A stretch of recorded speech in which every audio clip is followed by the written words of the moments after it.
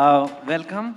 And I must say, my in-laws are very proud today because I'm married to a Tamilian, as many know, and they are big fans of yours. So they are the most happy that I'm meeting you. So hello, mother-in-law, if you're watching this on TV. I have been following what you've been saying in articles, in interviews, even well before I was chairing this session. And since last 2 days, I'm obsessed.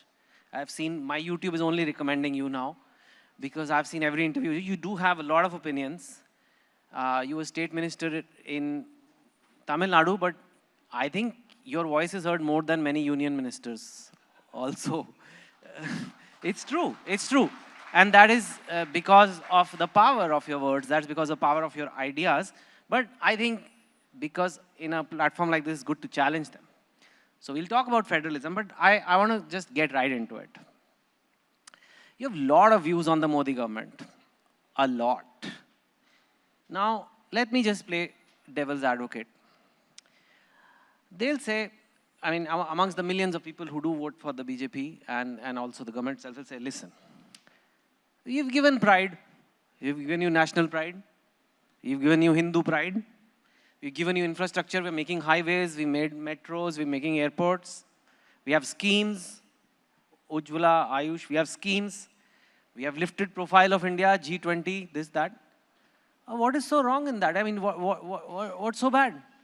I mean, can't you just like appreciate that what we're doing? And on the other hand, you find a lot of things wrong in the way the government is run, or at least you don't feel it's the best way to do things. How do you counter this? Like, pride is there, you know, growth is there, everything is there, now life is good. Well, pride may be there. I'm not sure growth is there. So let me put maybe 3 points. One, if you look back to 1990, I'm not talking about like, you know, centuries, I'm talking about 30 plus years ago. India and China had roughly the same GDP per capita, right? Scaling for the population. There was what we call in the markets a global trade, which basically said almost all manufacturing could be done cheaply and efficiently and quickly in China. In return, China was making lots of profits. It was driving huge investment into its infrastructure, into its economy, as well as becoming the kind of reserve buyer of the world, buying all these dollars and bonds and euros and all this stuff. And they accelerated in a way that has made their per capita GDP about 3 times ours. Now, you can't get the same kind of discipline and focus and so forth in a democracy that you can get in a communist country, which is effectively run by one-party rule. I agree. But at some point, we should be seeing that kind of growth because that's what our demographics and our curve should look like. So the first concern I have is the opportunity cost, especially in the last 2-3 years after pandemic, when there is a global demand for investment locations, when there is a global demand for a trading partner to replace China, that we should be doing a lot more and could be doing a lot more. And it should show in the results. Pride is good, but it has to translate into actual improvement of quality of life for people before it's meaningful. Otherwise, it's just propaganda, right? Anybody can drive propaganda. Outcomes matter. So that's my first concern. My second concern is that I see the propaganda and the pride as a substitute. In a lot of places, we are seeing much, much worse outcomes than we should in terms of equity, inclusion, harmony. You know, we're seeing social strife and so forth. And I'm almost, what can I say, afraid that this kind of pride is a substitute for, I can't give you better jobs, I can't give you a better life, but you can feel better because you're above this, in the hierarchy above somebody else, and this kind of disparity. And these are correlated problems because the more you have an unstable, the decision of one person or one party can change the rule of law or the rate of tax or the direction of investment or the allocation of coal blocks, the less likely that outside investors see this as a level playing field, the less likely they're going to come and invest in a place where they can't predict what path outcomes can take. So collectively, all of this together, I would say, too much rhetoric, too much of it is divisive, and not enough delivery. I can encapsulate that in just one instance. A good friend of mine, Tamilian by birth, uh, expatriate for many years, runs one of the big institutions in the Bay Area. You may have known him, but I don't want to give his name. He came to Chennai recently after the visit of the Prime Minister to the US and the visit of the White House and all that stuff. And we were at a dinner. And he was telling me it felt so good, and we got the seat at the table, and we had a state dinner. And so I let him speak for about 5 or 8 minutes, and then I said, how many trades came out of it? How many deals came out of it? How many investments came out of it? How is that going to create more job opportunity? And how many young people are going to benefit? You tell me that, I get excited. He happens to come and make you in India as an expatriate feel happier and proud. That's okay, but that's not really enough excitement for me. I want to see that something concrete came out of it, extra 10 billion, extra 100 billion, 5 more companies, 3 more jobs, more free trade, something that results. So that's where I would say the gap is between me and most people who think that the government is doing a good job. Okay.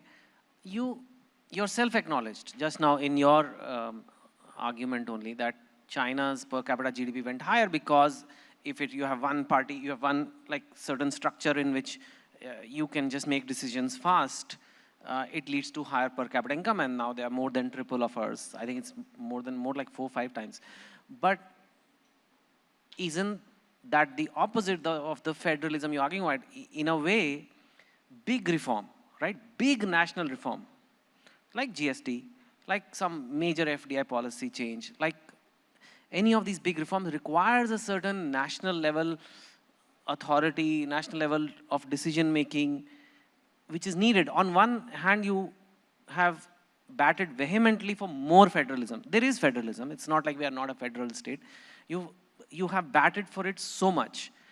On the other hand, there's the question of national unity and unity in terms of policy making. When you talk of investors, if every state, there was a time where companies were moving plants from Bengal to Gujarat.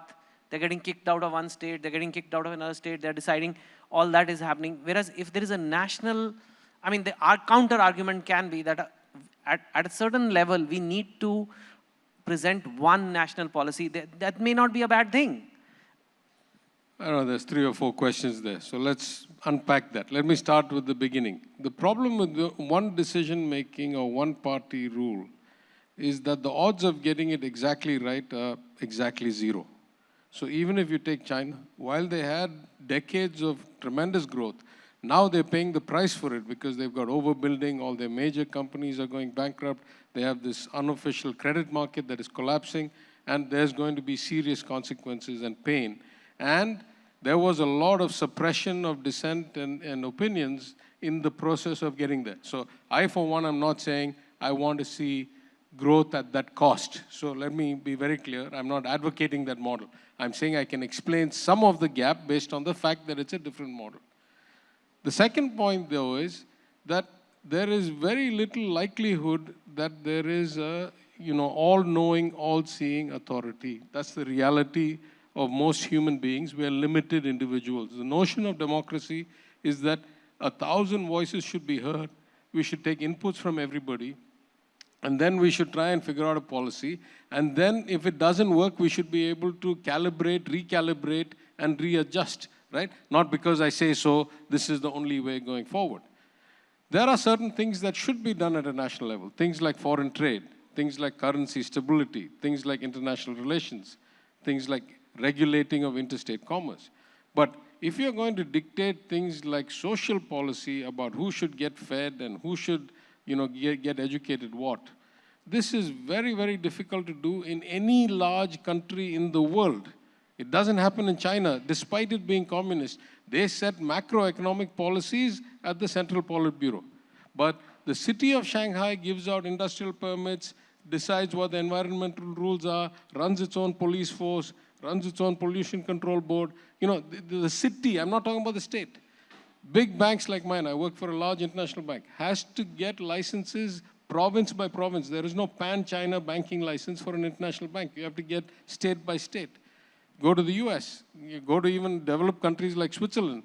The canton decides whether you can become a permanent resident or a citizen or not. That county, right? So all over the world, the notion of democracy is inextricably linked with the notion of self-determination. Move the power closer to the people, not, 3 degrees separated, who's going to decide how the water system should work, right? The water system should be decided by the local authority, the Corporation of Madurai. Then there's some things that should be decided by the state, some things that should be decided by the union. So of course there's a role for the union, but it cannot be all-knowing, all-seeing. I'm the father of the nation. I dictate how the rest of the country should work, especially in a country like India that is so diverse. You know better than me. The country is diverse not just because it was broken into states linguistically, not just because it has different people going back thousands of years, but in the last 50 years, forget the last 50 years, in the last 30 years, from liberalization till now, the gap between states has accelerated so dramatically. The per capita income of Tamil Nadu is 4 times that of Bihar. How is the same economic policy going to be valid for both of us?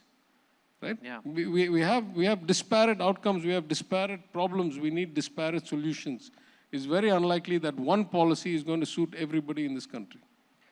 I actually had that question. Why is the South per capita income much higher? Are you guys just smarter? No. Well, I don't think so. I was. It's okay. No, I was at a conclave in Bangalore over the weekend, and I was asked, "Is there a southern model of governance?" And I said, "I think there is, but if there is a southern model of governance, it's because it's a southern kind of culture and society, right? Because governance is not thrust upon us. Governance comes based on the people who elect us and what they expect us to deliver as elected officials.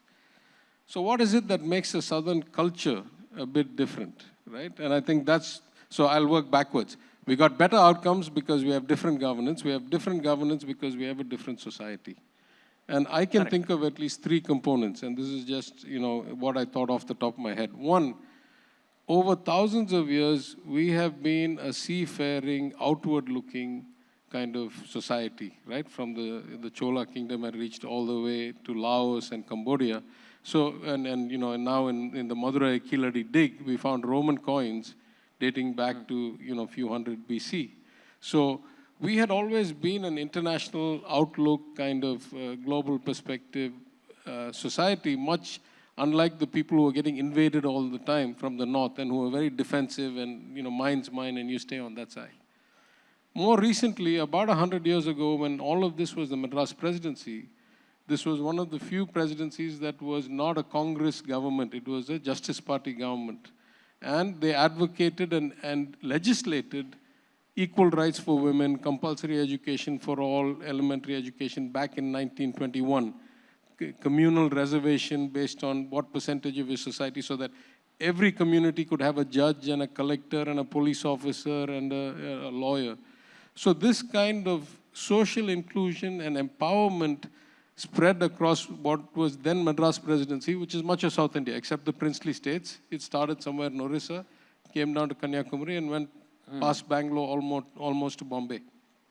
So I think that social justice, inclusion, empowerment of women, and if I had to pick one thing, I'd say empowerment of women, giving women equal rights relatively. I'm not saying it's perfect, but relatively equal rights and equal access was probably one of the driving factors.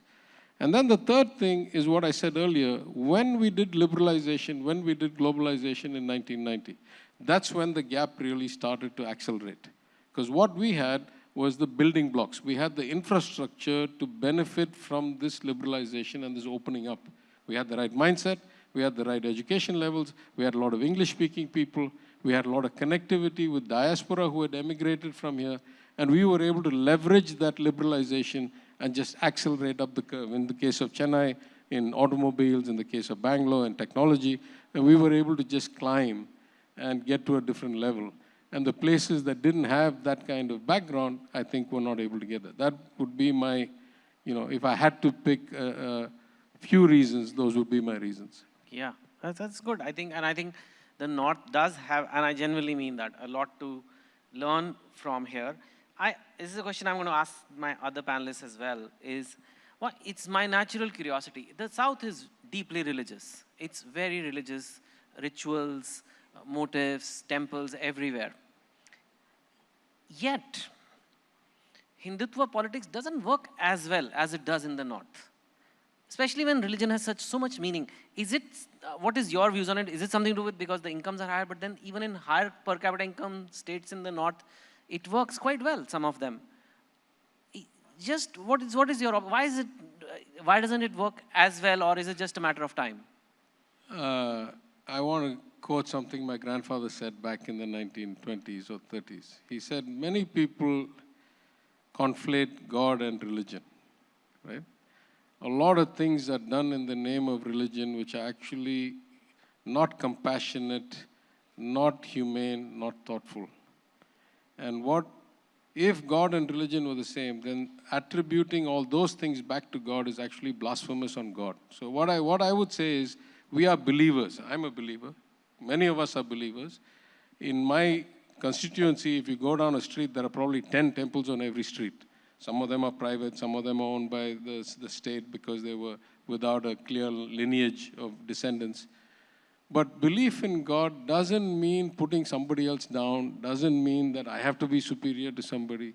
So, in fact, Anna said it. Peraringer Anna, the founder of our party, former chief minister, he said, to the extent that a belief in God makes a human being want to live a better life, he fears or she fears that they are accountable to some other being and one day will have to pay, the price for their actions. It actually makes them better persons and more kind and gentle to their fellow human beings.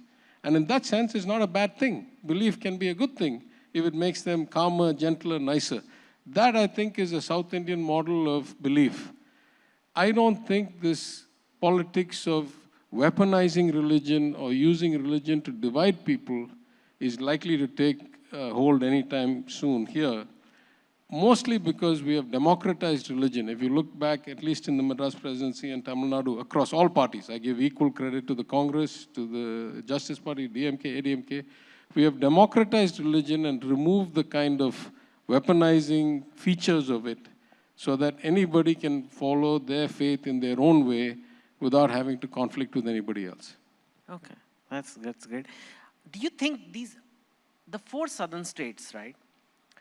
They are all 5? Oh yes, now 5. Sorry, my bad. Telangana and yes. Yes, have to be updated. Yes, 5 southern states. All the more, now there are 5. While they're all very different cultures, there is some commonality. One is, I think, higher per capita incomes. And second is, they're all ignored by the north and the center more than some of the other states for various reasons, seats, what gets to power. But there is no central body. There's no, like, you have a G20 or a BRICS. There's no S5 or SS. There's nothing which represents the common cause. Do you think there is room for something like that? Do you think something like that can actually make the voice stronger? Because there is, like, from the north, many people don't even know the differences in the various cultures, but there is a lot of difference. But there is still a lot of common elements which justifies having a block like this. What do you think? Look, I think the higher per capita GDP is a direct result of a higher education level, weighted average, which is a direct result of greater inclusion and social justice, and a direct result of more empowerment of women. I think these are inextricably linked. If I had to pick one variable, I would say just compare the percentage of girls getting out of elementary school, then middle school, then high school, then getting into jobs, what age they get married, what age they have their first child. These are the variables that separate the South from the less developed parts, and surprisingly even from a state like Gujarat, which is developed economically, but socially these indicators are very bad.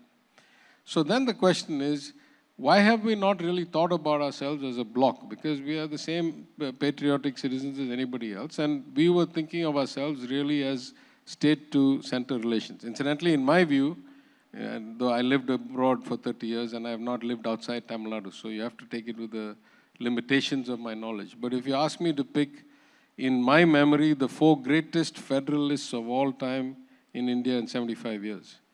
Peraringer Anna, Kalaignar Karunanidhi, Ms. Jayalalitha, and Thiru Narendra Modi. greatest federalist of all time, till he was Chief Minister of Gujarat. Till he was Chief Minister of Gujarat, he was one of the greatest federalists of all time. Now, of course, a different story. So now I'm saying if federalism in terms of states' right is being kind of gutted and is being disemboweled, then maybe the states need to start thinking together about what is a common agenda. And I'm saying first, all states compared to the union. Second, of course, those states that because of this, we have this real tragedy in our country, right? Like, let me give you the math of it. In every country, in every federal society, those that are better off will contribute more, and those that are less well off will get more from the central pot. It's what happens. Goes with it, yes. But most places in the world, that contribution or redistribution, that's what we do with taxation, right? Within our state, we take more money from those who can pay, and we give it to those who cannot. But all those are supposed to bring people closer together. This kind of redistributive function, whether it's the union relative to the state relative to the districts, the state relative to individuals, the state relative to cities. But if you look at India for the last 25 years, particularly the last 5 finance commissions, the distributions have kept on getting worse and worse skewed. That is, the more they take from us and the less they give back, the richer we get.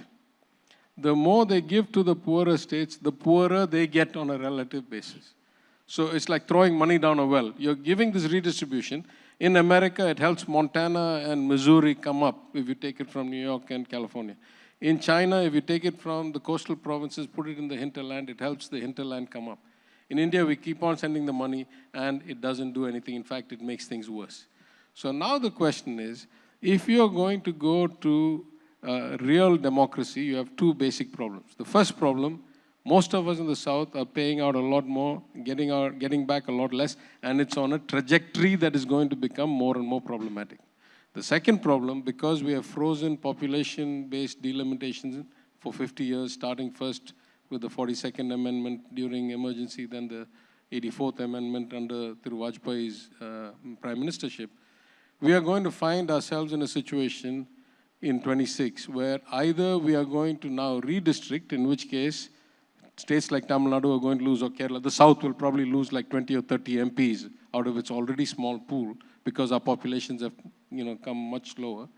And then the poorer, weaker parts of the country that are already getting the most money are going to get many more MPs. Or you're going to continue a situation where it's an uneven democracy, where every 1.5 million people in Tamil Nadu or slightly less in Kerala have an MP, but every 2.1 million people in UP have an MP, right? So neither of these is a good outcome. So at the end, I think history teaches us that when you get economic development, one of the things you should do is devolve powers, right? We did some of that right. Only after the 1990s, we got the Panchayati Raj Act.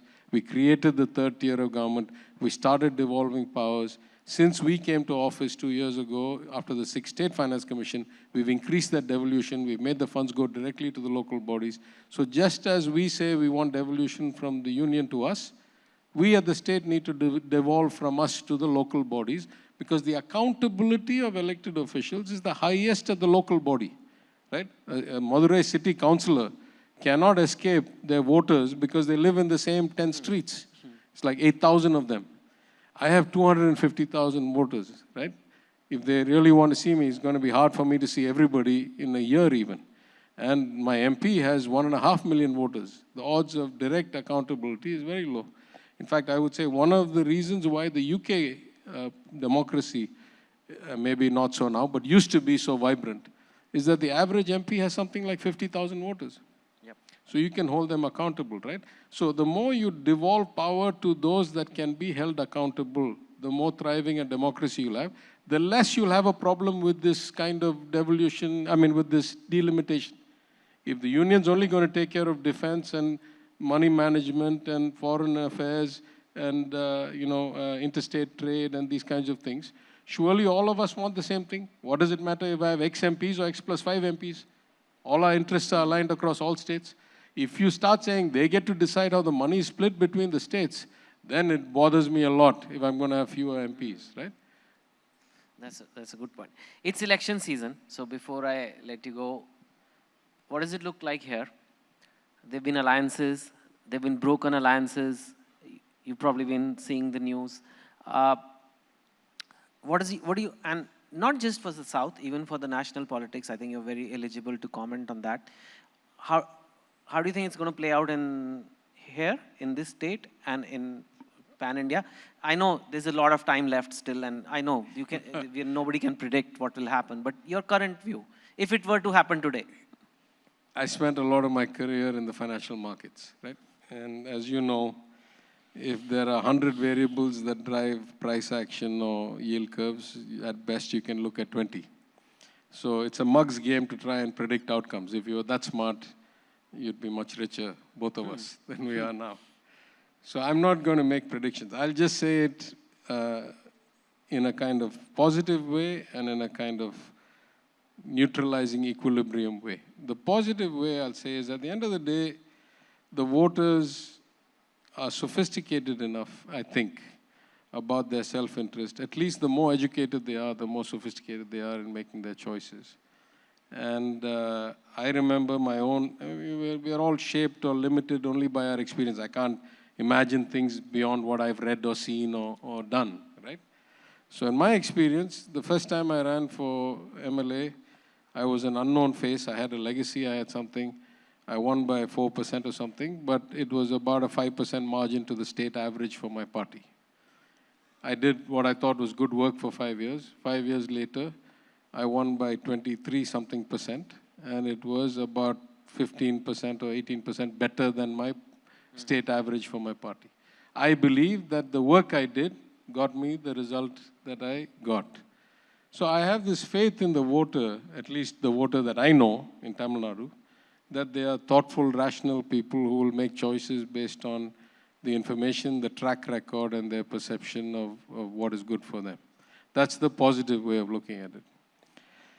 The kind of neutralizing equilibrium is, I mean, what does it matter what I think? The people get the government they elect and the government they deserve. Whatever they decide is the wisdom of the people. We just live with the consequences, however that affects us. So I'm not in the election prediction game. I'm relatively sanguine in my state that I think I know how the voters will act and how they will vote. How do you think it's going to be? The track record of the last few years gives me comfort. I think we're going to be okay. Yeah. And how is the overall I don't know how to say it actually. INDIA alliance. No, you can't say alliance. I'm a state politician. I don't opine on national politics. I'm not qualified to do so. You just commented on the... No, I can talk about the economy. I can talk about government policy. That's my day job. But if you ask me to make political predictions or analyses at a national level, I'm not equipped to do that. Okay, let's talk about the state level. I mean, only because I don't know. I don't know what is in the mind of people in Bihar or Rajasthan or Jammu. Why should I talk about things I don't know? Fair enough, fair enough. What about over here? The AIDMK just broke off an alliance with the BJP. Why do you think that, was that a surprise to you? Why do you think that happened? And do you think it'll have an impact on the elections? Are you able to answer that? No, I mean, if I had a good answer, I'd give it to you. I don't. I mean, I must say I was a bit surprised because I can say from personal experience that if it hadn't been for the BJP, it's not clear to me the regime would have lasted 5 years after the passing of Ms. Jayalalitha. It was a very unstable regime. I was sitting in the assembly when a lot of funny things happened, when 11 people voted against the government, but contrary to the anti-defection law, they were never removed from the House. I can remember governors negotiating deals, all kinds of things that I didn't think were, ideal in a democracy happened. And therefore I assumed and thought that people who had benefited would stay with the people who had given them the benefit. So I was a bit surprised, and then who am I? Politics makes for strange bedfellows. Everything changes all the time. Yeah. I think we have time for just one quick question. If anybody has a question for sir. Anybody? He has a flight, so.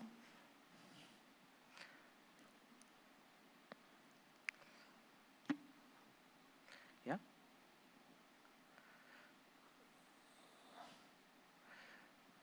Okay.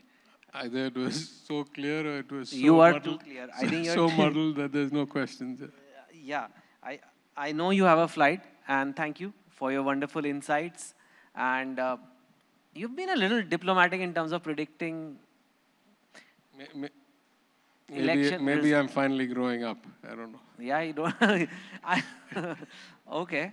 Well, I mean, there's a lot more we could have discussed, but you have to go catch a flight to Madurai, to your constituency, and I don't want to hold you. Thank you so much for your time.